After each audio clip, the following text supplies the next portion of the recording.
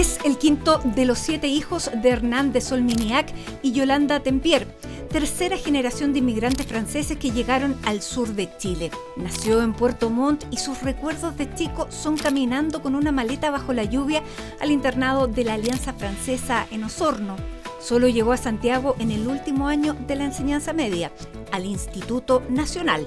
Metódico y responsable, no le fue difícil entrar a Ingeniería Civil en la Universidad Católica, pero no quería salir de la universidad habiendo sido solo el Mateo del curso, y por eso en el último año, convertido en Toki, jefe de su alianza, pese a su formalidad, para la semana universitaria fue elegido rostro del humor nada menos que en Sábado Gigante. Fue el año en el que conoció a Alejandra Aranda, una guapísima novata que sería su futura esposa. Lo que vino después era más o menos lo esperado. Recién casados partieron a Estados Unidos a continuar sus estudios, máster y doctorado. Al regreso, Hernán volvió a la Escuela de Ingeniería de la Universidad Católica. Había sido recién electo decano de la Facultad de Ingeniería cuando en febrero de 2010 lo llamó Sebastián Piñera para sumarlo como ministro de Obras Públicas a su primer gabinete. Aún no asumía cuando un terremoto magnitud 8,8 convirtió a su cartera en un desafío monumental. El 70% de la población de Chile había sido afectada. Pero lo que cambió su vida no tiene nada que ver con todo esto. Sucedió en paralelo a la pandemia, justo cuando la vida parecía mostrarse serena para la familia del Solminiac Aranda. Situación económica consolidada, 4 hijos, un nieto de 2 años y una nieta en camino. Pero el 25 de mayo de 2020 cambió todo. Una trombosis pulmonar afectó a Javiera, su hija mayor, en su 5º mes de embarazo. Tuvo consecuencias devastadoras. La pequeña Amelia que esperaba no sobrevivió y Javiera quedó con un daño cerebral irreparable. Pero aún había más. Al año siguiente, el 26 de octubre de 2021, un infarto fulminante durante la noche se llevó a Alejandra, su esposa y la madre de sus 4 hijos. Murió en el sueño. ¿Qué es lo que le pasa a un hombre que tenía aparentemente toda su vida resuelta? Es lo que Hernán quiso compartir en este libro que lanza en abril y con lo que comienza esta edición de CNN Íntimo.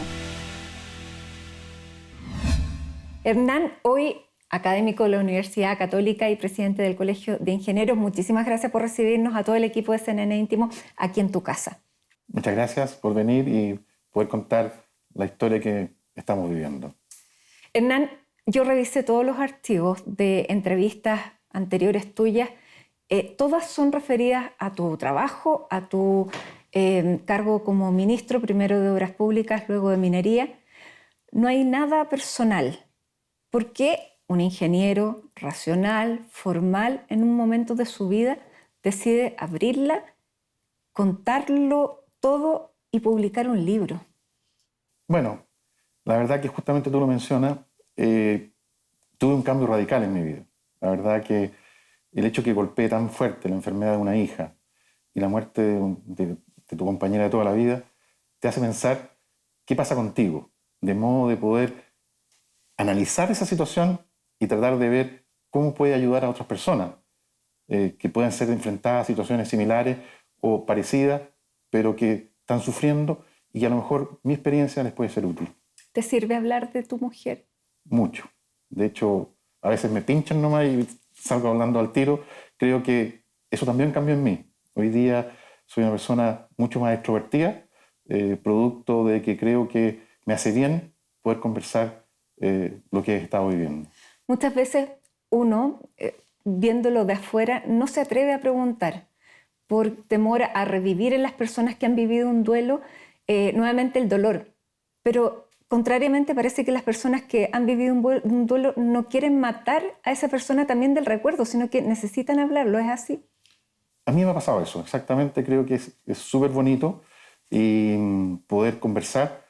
Y este libro que nace justamente porque creo que las características de mi señora no eran tan conocidas, profesionales. Entonces me llama la atención y creo que es importante que poderlo transmitir la importancia que ella tuvo para algunas personas y para algunos elementos que Chile ha vivido. Creo que el aporte que ella hizo fueron fundamentales y mucha gente no lo sabía. Bueno, es también una forma de homenaje a Alejandra, que recordemos también, bueno, ella se cambió a ingeniería comercial, se convirtió en headhunter y ayudó a nivelar la cancha para las mujeres, sobre todo en temas de directorio donde las mujeres no llegamos. Ella tuvo esa visión y también la visión de darle valor a la diversidad, que si los directorios son todos de gente del mismo colegio, de la misma universidad, no hay ninguna riqueza. Y eso, cuando ella comenzó a decirlo, era bien revolucionario. Así es, la verdad que yo estoy sumamente contento y agradecido de la labor que ella hizo, porque fue pionera en muchos aspectos. Trató de avanzar en esa diversidad en directorios, en ejecutivos de empresas, de modo de poder lograr que esas empresas ya tuvieran una forma de trabajar distinta, que aportaran al desarrollo del país con esta visión más integral, más diversa. Y no solo en género, también en mirada. La cosa ambiental también ella fue bastante pionera también en ese tipo de decisiones. Entonces creo que este libro trata de reflejar un poquito el trabajo que ella hizo y la vivencia que hemos tenido como familia producto del alejamiento que ella nos dejó. En el tema de la desigualdad también ella lo tenía muy presente. O sea, ella sí vio venir el estallido. Yo pensando ex post, obviamente me doy cuenta que lo vio clarísimo. Yo no me di cuenta cuando conversaba con ella la claridad que ella tenía respecto a ese tema. Pero ex post, analizando todas las cosas que ella hizo, conversó con gente y las cosas que hizo, claramente ella veía venir una cosa diferente en el país, producto de que la desigualdad no estaba tan clara, resuelta. Hernán, ¿cómo recuerdas esos días de principio de pandemia cuando todo cambió? Bueno, la verdad que ha sido bien duro para nosotros como familia, porque el día que se conoce el primer persona que está enferma en Chile, el 3 de marzo de 2020, murió mi papá, el mismo día.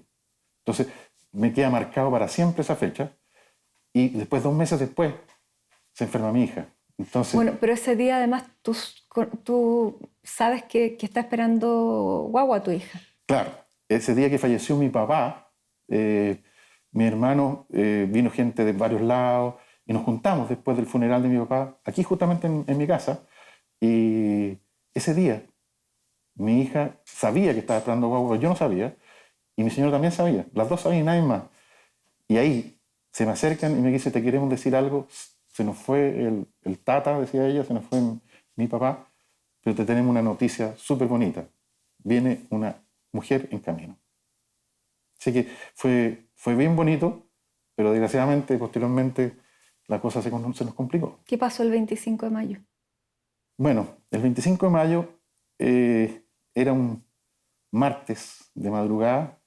Tengo una llamada telefónica de mi yerno y me dice, suegro, tengo un tema con su hija. La verdad que la forma que me lo dijo, yo no sabía bien de qué se trataba. ¿Pelearon? Claro, una cosa más bien emocional entre ellos, pero yo no pregunto mucho y dije, ya, voy para allá. Acuerdo que teníamos que había restricción para moverse, así había que sacar permiso, toda la cosa. Así que finalmente fui en auto a la casa de ellos y cuando llego mi hija estaba desmayada. Y me explica bien que le costaba respirar, se recupera, así que la llevamos en mi auto los dos a la clínica y estábamos full COVID en esa época y por lo tanto también no se podía entrar. Entonces, ex post, me doy cuenta de una cosa tremenda, porque llego con mi hija y mi yerno, la entregamos ahí a la entrada de la clínica y ya nunca más la vi normal, nunca más. La entregamos a las 9, 10 de la mañana y ya no la pude ver hasta como 4 días después en estas cosas, digamos, en la UTI. ¿Y ella llegó consciente?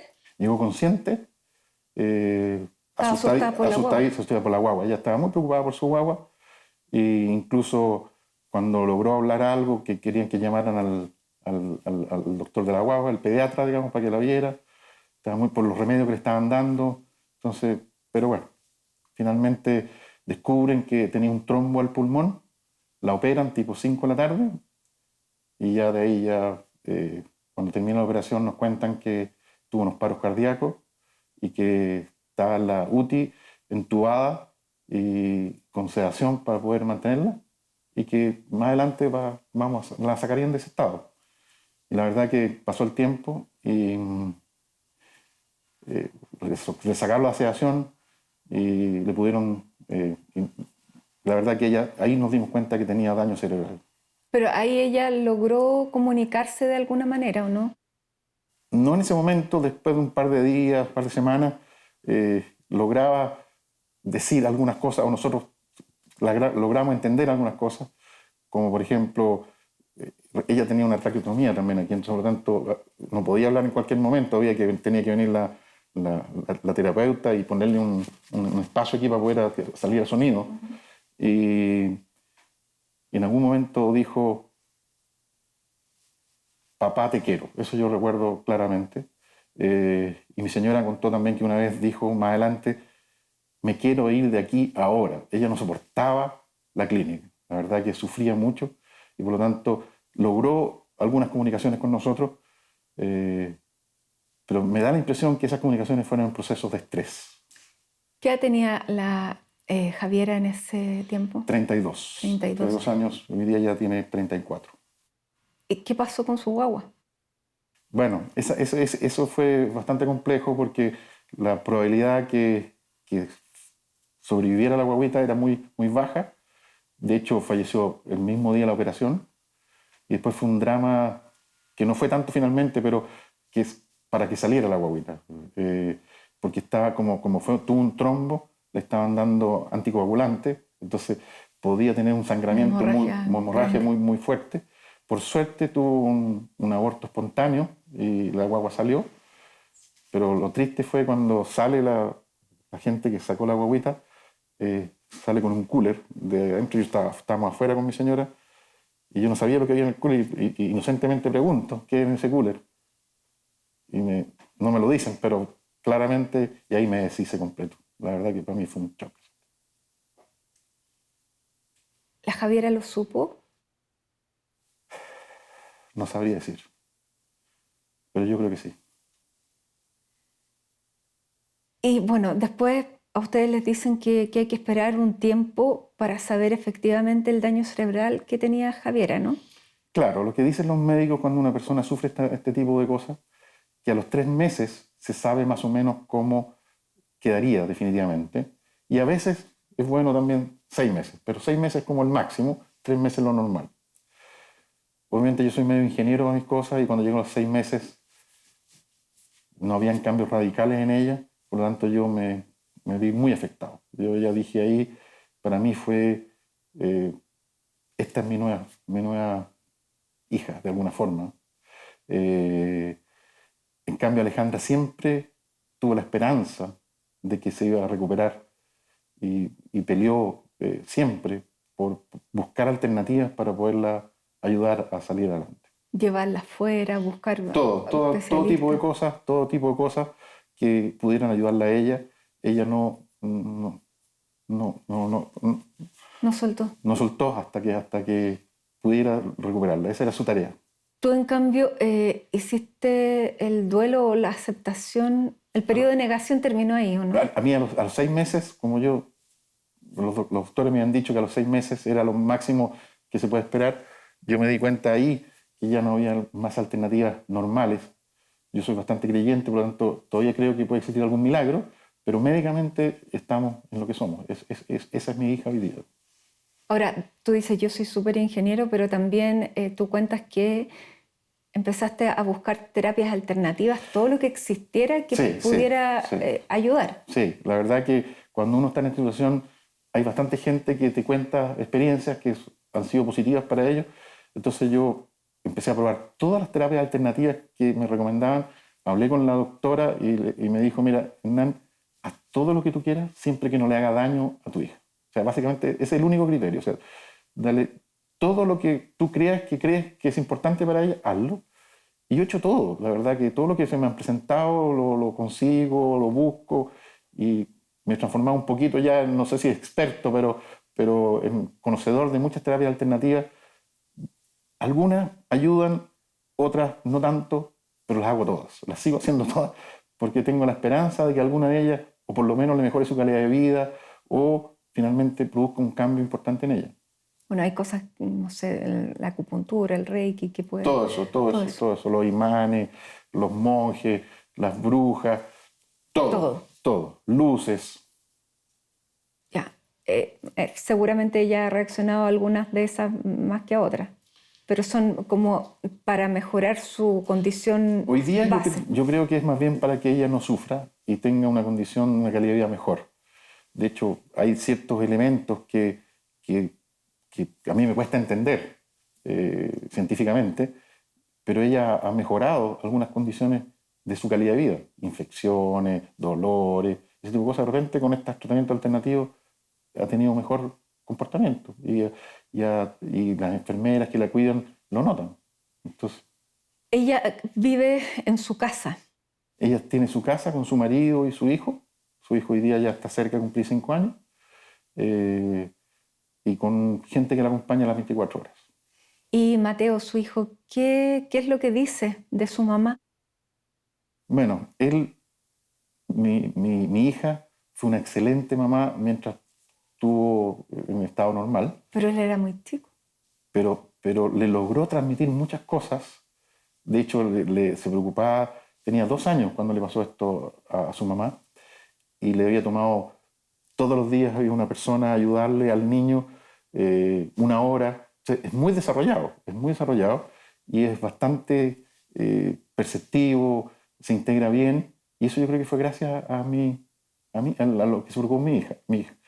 Pero obviamente han pasado ya prácticamente 3 años de eso, están pasando los 5 años, y esa formación inicial o esa motivación que le dio, yo creo que se está reflejando hoy día en ese comportamiento que tiene.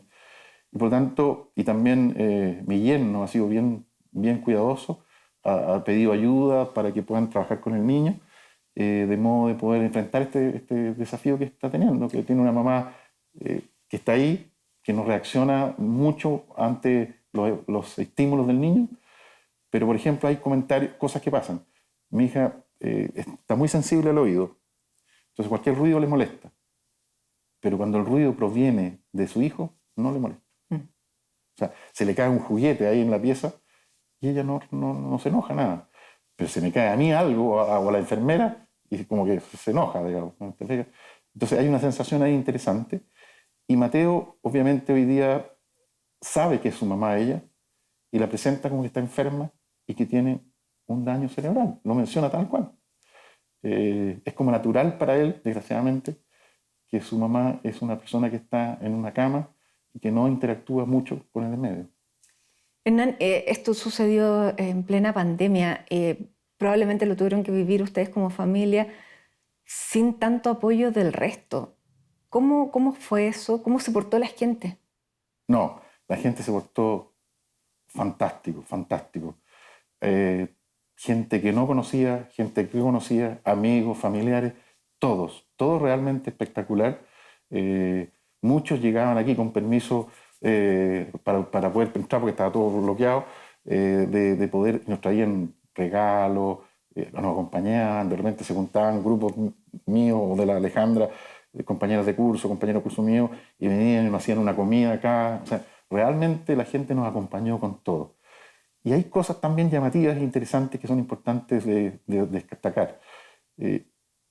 Con mi señora queríamos comprar una virgen grande para tenerla aquí en el jardín y rezar para acompañar a mi hija. Y no podíamos encontrar, está difícil. Y de repente, de la nada, tocan el timbre y una persona nos deja una virgen exactamente como la que queríamos nosotros, de 1 metro de alto, sin nada. Y con un cartel que decía, nosotros sabemos tu dolor, te acompañamos, y firman sin apellido, los 2 nombres de pila de una pareja de matrimonio. Yo no sabía quién eran, nunca supe, y después entonces en el chat familiar yo tomo la foto de la Virgen y mando y tomo una foto de la cartita, y por suerte uno de mis hermanos dijo, este debe ser un socio mío que tiene una fundación que se preocupa de regalar vírgenes a las personas que necesitan. Y aparentemente él se enteró, la familia, y nos hizo llegar esto sin nada. Y justo en el momento cuando nosotros estábamos buscando. Es precioso. súper precioso. Hernán, vamos a hacer una pausa aquí en CNN Íntimo y vamos a seguir conversando porque estamos en la mitad de la historia. Así que hacemos la pausa y ya regresamos.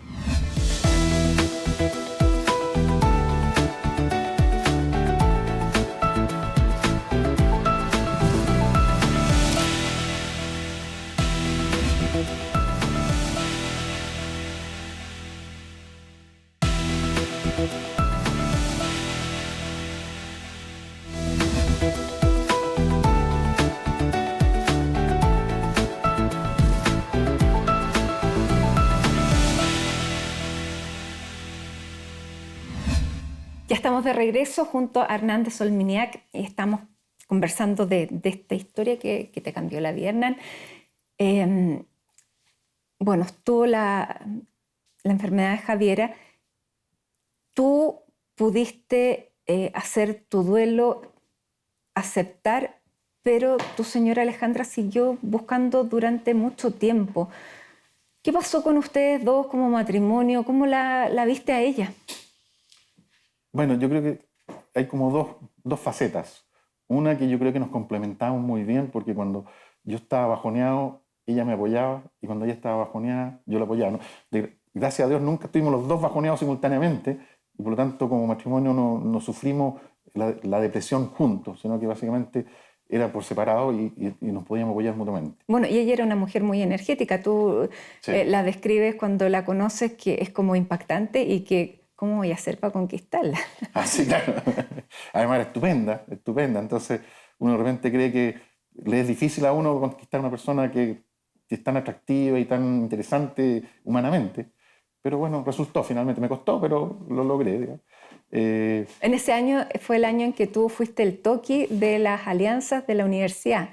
De ingeniería con pedagogía básica. ¿Ya? Claro, y ahí obviamente me tocó participar y conocí a Alejandra y a otras personas también en ese momento. Y ahí es donde sale el rostro del humor en Sábado Gigante, una cosa que de verdad que no me la imagino. A ver, la cosa es interesante porque al ser Toki y la reina se ganaba haciendo puntajes. Y uno de los que daba mucho puntaje era si el Toki o la reina aparecía en televisión. Entonces finalmente descubrimos que existía esta sección de Sábado Gigante que se llamaba Buscando el nuevo rostro del humor.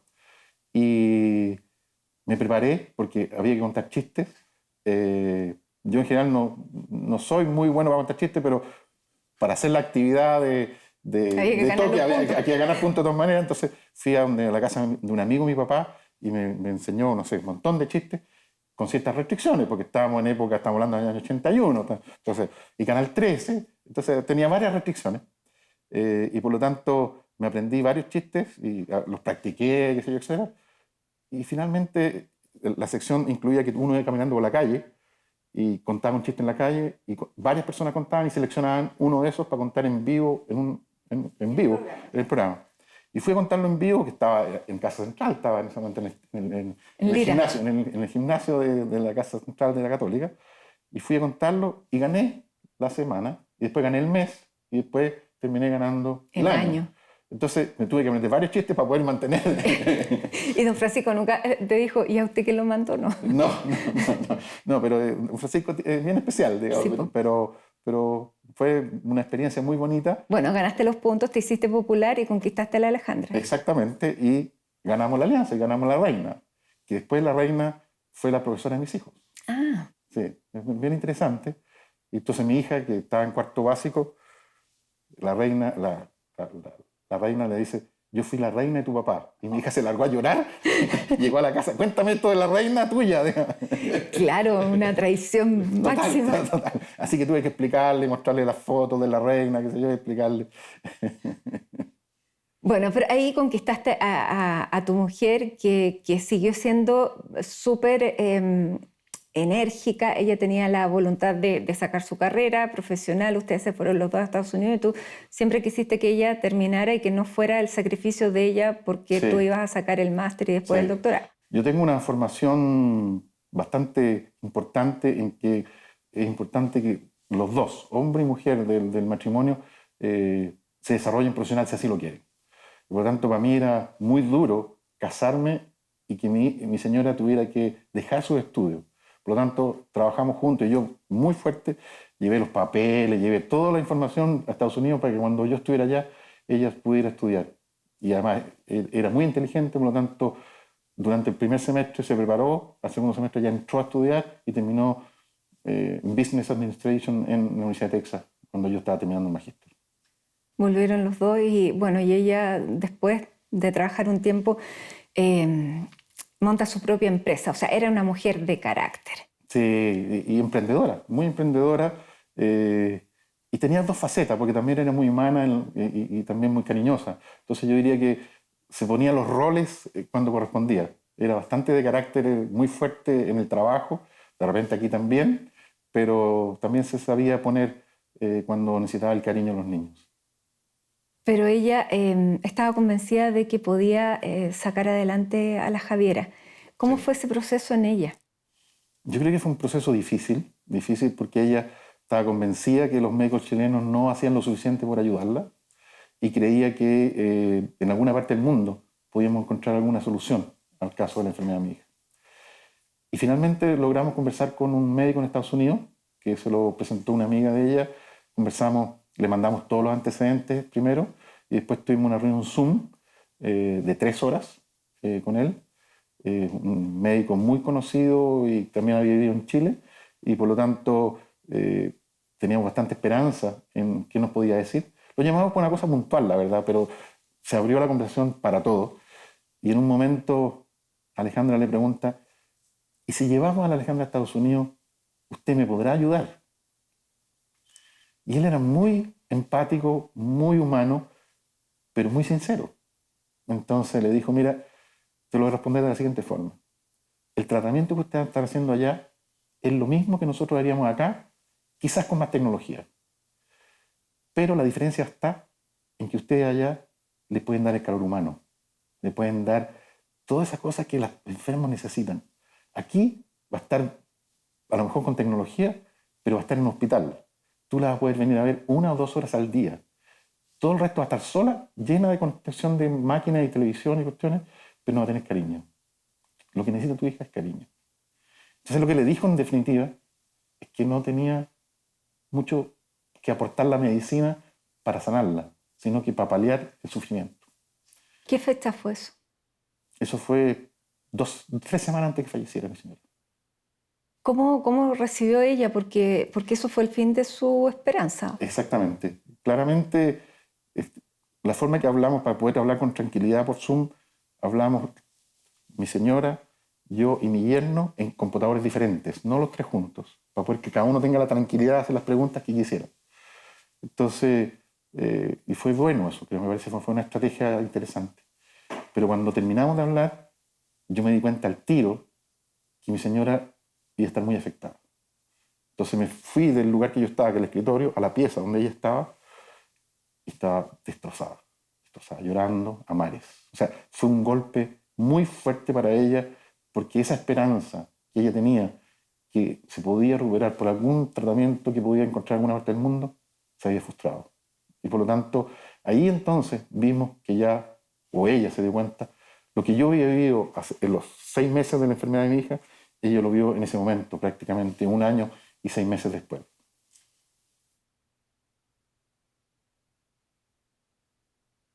Fue muy difícil. Ella no estaba enferma. No, no. Ella incluso hace poco se ha hecho la revisión anual que uno se hace para ver cómo está y todos los exámenes salieron relativamente bien. Estaba bien, no nada, perfecto. Bueno, obviamente estaba un poquito más hacia adentro y pasamos momentos bonitos, momentos tristes, pero ya no era la misma persona. Ya no era la misma persona y tratábamos de hacer cosas como familia. Mis hijos fueron muy cariñosos. A ella le gustaba hacer algunas cosas y mis hijos trataban de complacerla en eso. Le gustaba comer rico y yo tengo varios hijos que cocinan muy bien. Le cocinaban cosas para ella.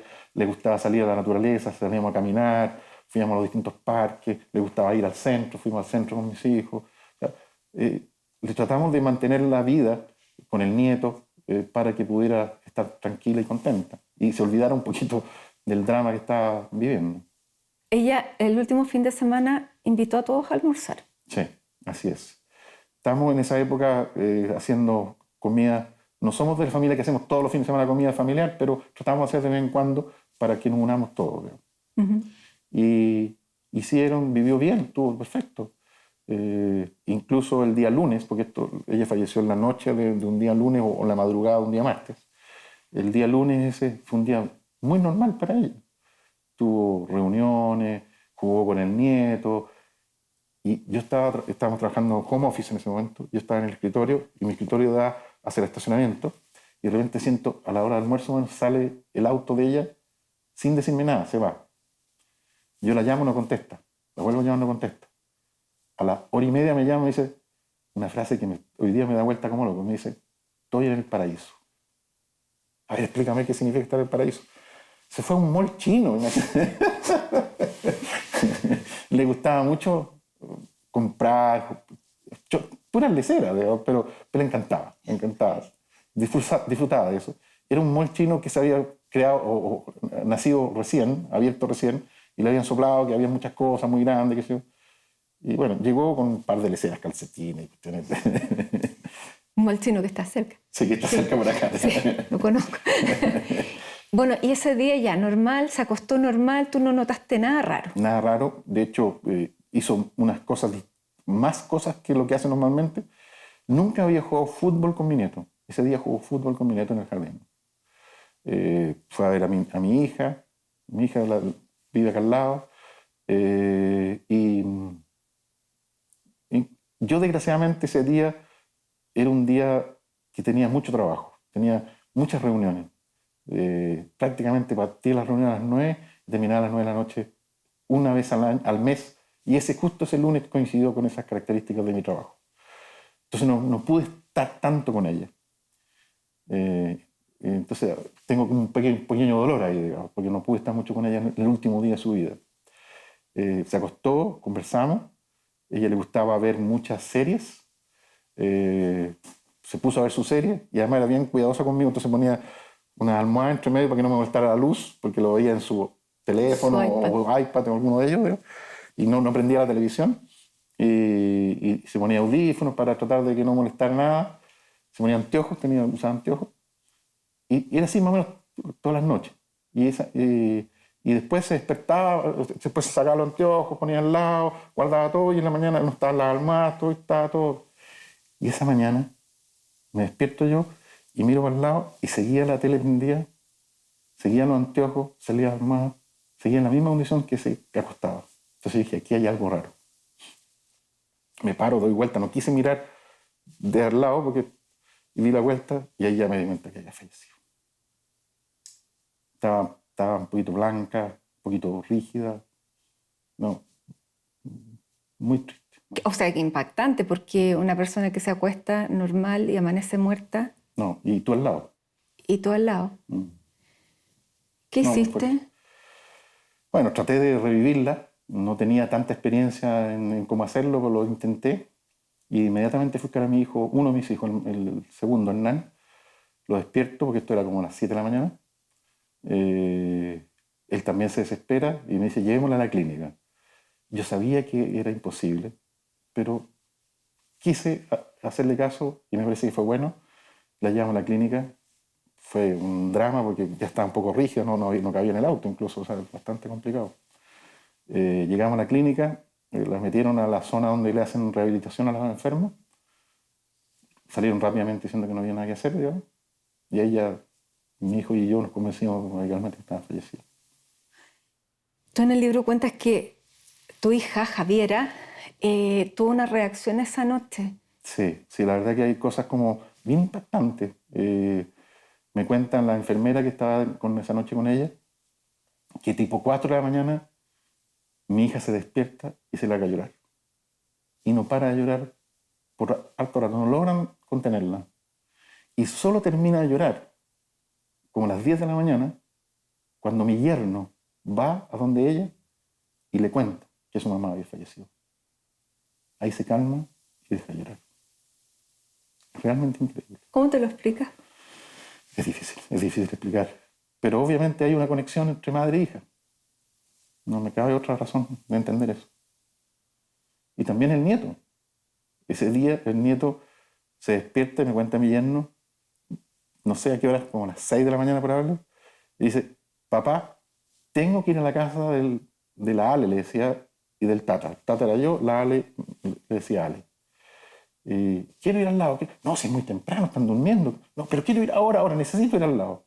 Estamos hablando de un niño de 3 años, o de 4 años. 4 años. No, más adelante, más adelante. Parece que tenía como una necesidad de venir porque sentía algo también que estaba pasando en la casa que él quería saber, quería ayudar. Todo te desafía la ingeniería. Sí, la verdad que el análisis científico cuesta entenderlo, pero yo estoy convencido que esa cosa existe. Hernán, cuando tú te paras y ves esto, tú también dices que tu mamá tenía una frase que decía que todo era para mejor, pero ¿qué sentido le encuentras a esto? Es muy difícil, es muy difícil, es muy difícil tratar de entender y ver que lo que está viviendo uno tiene un sentido. Pero no le encuentro tan sentido, pero tampoco soy negado, tampoco lo niego. Yo creo que son experiencias que uno toca vivir y tiene que salir adelante, tiene que lograr apoyar al resto de la familia que está con uno. Tengo una hija enferma que hay que apoyar, tengo otros 3 hijos que también tengo que apoyar y por lo tanto tiene que sacar fuerza y decir, mira, no es una cosa buena que te tocó, pero sí es una cosa que tienes que superar. Y yo creo que el hecho de superarla lo mejor posible te ayuda a ser una persona mucho más que puede ayudar mejor, que está más fuerte y que permite estar preparada para otros desafíos, quizás más duros, no sé. Bueno, te hace ser empático con el dolor de las personas. ¿Qué les dices tú ahora a tus alumnos, por ejemplo? Porque Mira, yo me imagino que ahí también cambian las relaciones. sí, hoy día yo antes como profesor era bastante cuidadoso. Bueno, he pasado por etapas, pero este último tiempo era bastante cuidadoso. Y hoy día soy más humano. O sea, por ejemplo, les digo, disculpen, hoy día no puedo hacer una buena clase, es el aniversario de la muerte de mi señora. ¿Tú jamás lo hubieras dicho antes? No lo he hecho nunca, no lo he hecho nunca. No. O sea, yo, el profesor es como firme, no. Ahora soy humano. Les digo, mire, soy igual que ustedes. Me enfermo, se me mueren los parientes. Lloro. Lloro. ¿Te fijas? Entonces, yo creo que eso también, los alumnos después me lo comentaron, que lo valoran enormemente. O sea, el hecho que esa persona que tienen adelante es un humano, igual que ellos, y que está en ese rol, ayudándolo, creo que lo valoran bien. Hernán, bueno, vamos a seguir conversando de esto, pero quiero que vayamos a conocer la imagen de la Virgen que está en el patio para seguir conversando y cerrar ya esta conversación. Nos queda un solo segmento, se nos ha pasado volando este tiempo, así que vamos a hacer la última pausa aquí en CNN Íntimo para volver desde el patio donde está esta Virgen para conocerla y conocer el sentido que ha tenido en esta historia.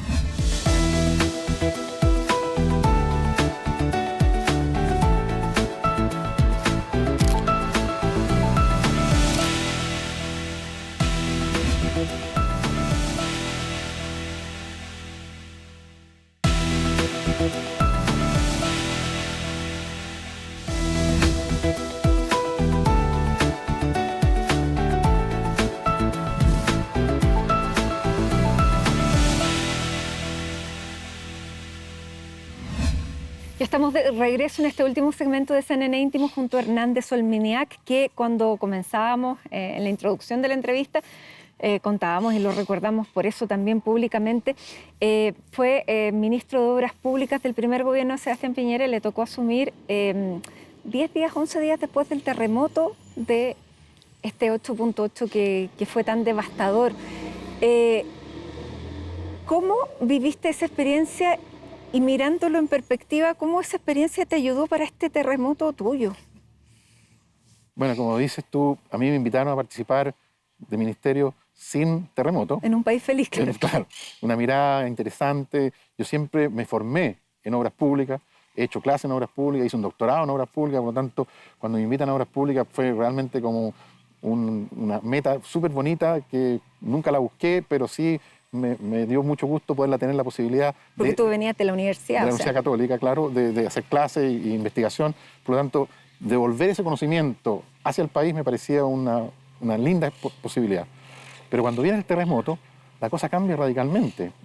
Uno no está preparado para enfrentar un desafío así inesperado y además con la gente sufriendo, con riesgos de derrumbe adicionales, etc. Entonces fue un cambio súper potente que no solo me cambió la forma de enfrentar los desafíos de mi trabajo, sino también mi vida familiar. Tuve que trasladarme prácticamente a vivir a Concepción, tuve que dejar mi familia un poquito, no verla tanto, que para mí siempre fue muy importante. Yo llevaba a los niños al colegio, les preparaba el almuerzo en la mañana, los ayudaba a las tareas. Entonces era una rutina que yo tenía frecuentemente con ellos y eso tuvo que cambiarse. Entonces fue un cambio radical en mi vida personal y también en mi desafío profesional. Pero la verdad que con la ayuda de mucha gente, la gente del ministerio, los voluntarios, la gente de otros lados, realmente se hizo bastante amena el desafío de poder ayudar a la reconstrucción del país. Y logramos hacerlo en bastante poco tiempo, me da la impresión. El mundo lo ha reconocido así, digamos. Realmente fue un trabajo muy bonito y ayudamos a mucha gente. Entonces la verdad que me gustó mucho poder participar en ese desafío. Bueno, después te vas al Ministerio de Minería y viene la mina San José.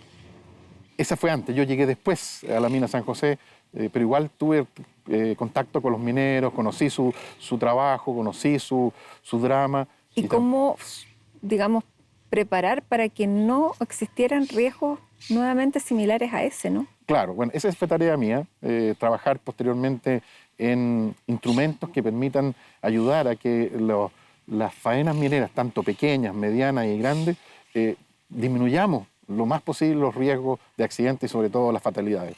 Ese es un trabajo que me tocó hacer y creo que avanzamos bastante en esa línea.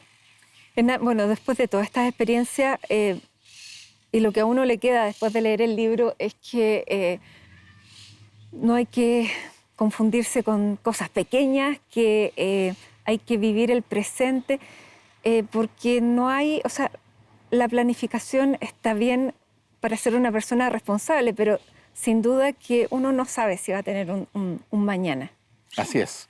La verdad que uno de los aprendizajes importantes que me tocó vivir en esta experiencia que he tenido estos últimos 3 años ha sido en mirar más el corto plazo que el largo plazo.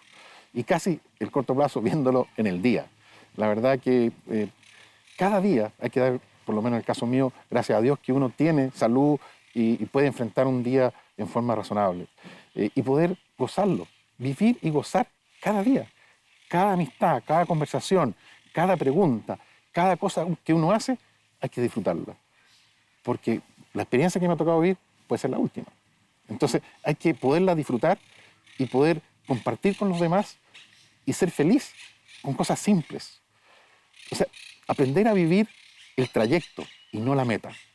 Yo creo que cuando uno trata de fijarse, voy a ser feliz cuando termine esto, no tiene sentido. Porque cuando lo alcance, se va a fijar otra meta y por lo tanto ni siquiera va a gozar esa felicidad que cree tener. Entonces hay que disfrutar y gozar el camino. Cada paso que uno da, disfrutarlo y gozarlo y compartirlo. Hernán, en este paso y en este tiempo, bueno, tú eres cruzado, fiel ahí, no solamente hincha, sino que fuiste dirigente de Cruzados. Eso también te ha ayudado a levantarte, ¿no? La verdad que el equipo, el staff, los dirigentes han sido mi mejor aliado en este proceso. Yo he prácticamente tratado de viajar a todos los partidos que puedo con el equipo. Me acogen muy bien por todo este drama que estoy viviendo. Les ha ido bien, además. Nos fue bien, por lo menos los 4 años anteriores, nos fue bastante bien. Entonces, la verdad que me he sentido muy acompañado, incluso con el psicólogo del club, con los entrenadores, muchos jugadores también se han acercado a lo que yo he estado viviendo. Y por lo tanto, me he sentido muy acompañado y he pasado parte de mi dolor junto a ellos y eso me ha hecho sentir muy contento realmente por el cariño que me han dado. ¿Sigues la Universidad Católica? Así es. ¿A los 65 años? Sí, bueno, la Universidad Católica a los 65 años te invita a jubilar, pero también te permite pedir permiso para seguir un par de años más y yo he pedido que me den un tiempo más para poder seguir aportando la experiencia que yo he tenido, o sea, la experiencia de ministerio. Soy una persona un poco distinta al académico tradicional hoy día. Partí como académico tradicional, pero con la experiencia que me ha tocado vivir, creo que soy una persona un poco distinta que puede aportar valor a la universidad, a las investigaciones, pero también a la formación de los estudiantes. Es un contrasentido terminar la vida profesional a los 65 años, ¿no? La verdad que cuesta entenderla, pero cuando uno lo contratan le dicen que va a salir de esa vida en ese momento y por lo tanto se prepara. Yo he estado siempre con la mente pensando en ese elemento. La verdad que me siento bastante joven. O sea, claro, me no siento te bastante veo joven jubilado. y creo que todavía puedo seguir aportando, pero buscaré mecanismos para poder ir aportando al desarrollo del país, a los estudiantes.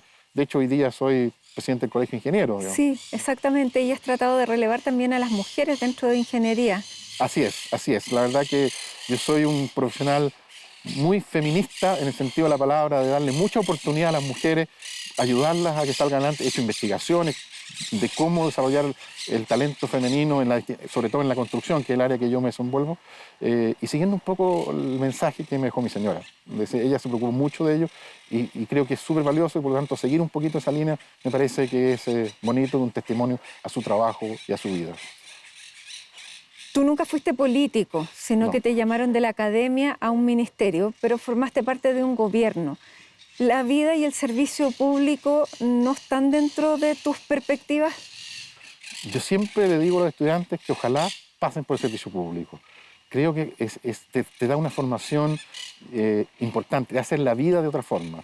Por lo tanto, creo que es muy bonito. Yo el servicio público me encanta, pero lo que no me gusta es pasar por un proceso eleccionario. Es muy duro. Yo veo la forma de llevar esos procesos. No tengo, creo, las competencias para poder pasar un proceso eleccionario, pero sí ayudar al desarrollo del país desde el punto de vista de la política pública. Y por eso, de hecho, hoy día trabajo en la Universidad Católica en un centro de política que es CLAPES, que trata de dar ideas y sugerencias para mejorar algunas áreas en las cuales tengo competencia para que el Chile vaya creciendo y sea mejor para todas las personas. El litio es una palabra clave, entonces. Así es, el litio, claro, es un elemento importante que al país le está dando bastante dividendo hoy día. Esperamos que le siga dando y que sigamos avanzando y que se desarrollen las políticas públicas para que, con la participación de todos, podamos salir adelante y sacarle más provecho a ese recurso natural que tenemos aquí en Chile. Bueno, ya se ha definido, lo dijo hace unos pocos días atrás el presidente, que no podía ser de otra manera que colaboración público-privada. Y eso también marca un camino hasta lo que ahora habíamos conocido. A mí me parece muy importante que la participación público-privada esté involucrada en la participación en el desarrollo del litio, porque el país no tiene los recursos suficientes como gobierno, como Estado, para invertir y desarrollar la minería en Chile. Tiene que ser, en mi opinión, con la participación de los privados que tienen herramientas, recursos y asumen el riesgo para poder desarrollar una industria tan importante como el litio hoy día. También fuiste director de Codelco. Codelco también podría asumir una parte. Yo creo que esta relación público-privado me parece que es súper atractiva. Cada uno tiene su rol y puede ayudar a seguir avanzando en esa línea. Por ahí se ve entonces un camino también. Sí, yo creo que Codelco está haciendo investigaciones en un salar en el norte también, Maricunga, que permite evaluar. He leído ahora último que se ve bastante más interesante que lo que se veía anteriormente. Así que una empresa estatal como Codelco y empresas privadas creo que pueden hacer una alianza súper significativa para el desarrollo de ese mineral en Chile. Y también, claro, yo decía, se abre un camino personal a lo mejor en esa área donde tus expertise profesionales y académicos han estado presentes. Hernán, se nos acabó el tiempo, pero que te queremos agradecer la apertura, la sinceridad, la generosidad para compartir una historia como esta, que sin duda va a ser un aporte en el pensamiento de muchos, de experiencias de vida que a lo mejor no han sido tan fuertes como esta, pero que los van a ayudar a dimensionar y a calibrar. Así que gracias a nombre de todo el equipo de CNN por acogernos acá y por contarnos esta historia. Gracias a ti y a cada uno de ustedes, porque la verdad que han sido muy generosos con su tiempo y su cariño a una persona que está viviendo una vida difícil en este momento, pero con gran esperanza para el futuro. Así que gracias por permitirme transmitir y que ojalá, como dices tú, le pueda servir a otras personas esta vivencia que me ha tocado vivir, pero creo que puede ser valiosa a otros. Sin duda. Gracias, Hernán. Gracias a ustedes también por acompañarnos en esta edición de CNN Íntimo. Como siempre, los dejamos invitados para reencontrarnos en 7 días más. Hasta entonces.